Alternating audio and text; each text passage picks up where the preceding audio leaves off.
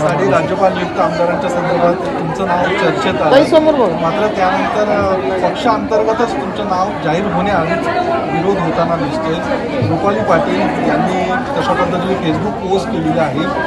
एक व्यक्ती एक पद अशा पद्धतीचं निकष असले पाहिजे, त्यामुळे कुठेतरी तुमच्या नावाला ते आत्ताच विरोध करतात. याबाबतची सगळी माहिती विधान परिषद राज्यपाल नियुक्त हे मला माध्यमांमधून कोणती माहिती आणि त्याच्या प्रश्न आहे तर त्याचं मला असं वाटतं त्याचं उत्तर आमच्या प्रवक्त्या सिनियर आहेत राजलक्ष्मी देशमुख. तुमच्यावर टीका होतं की तुम्हीच त्या बातम्या पेरल्या गेल्यात अशी तुमच्या मागे होते. मी सांगितलं ना आमच्या वतीनं आमच्या प्रवक्त्या आहेत सिनियर मेंबर आहेत आमच्या पक्षाचे, ते उत्तर मला वाटत नाही ह्याची काही उत्तर देण्यासारखे प्रश्न आहेत. पक्षामध्ये तुम्ही एकच महिला दिसता असं देखील तुम्ही म्हणलेलं आहे. सगळे पद तुम्हालाच का?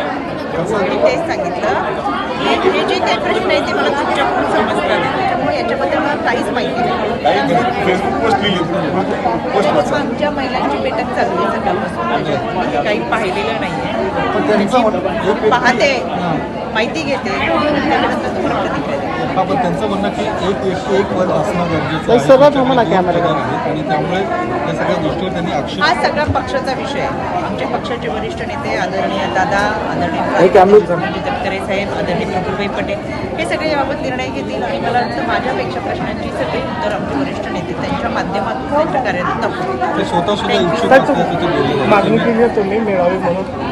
मी 2019ला खडकवासला विधानसभा मतदारसंघामधून उमेदवारी मागितली होती.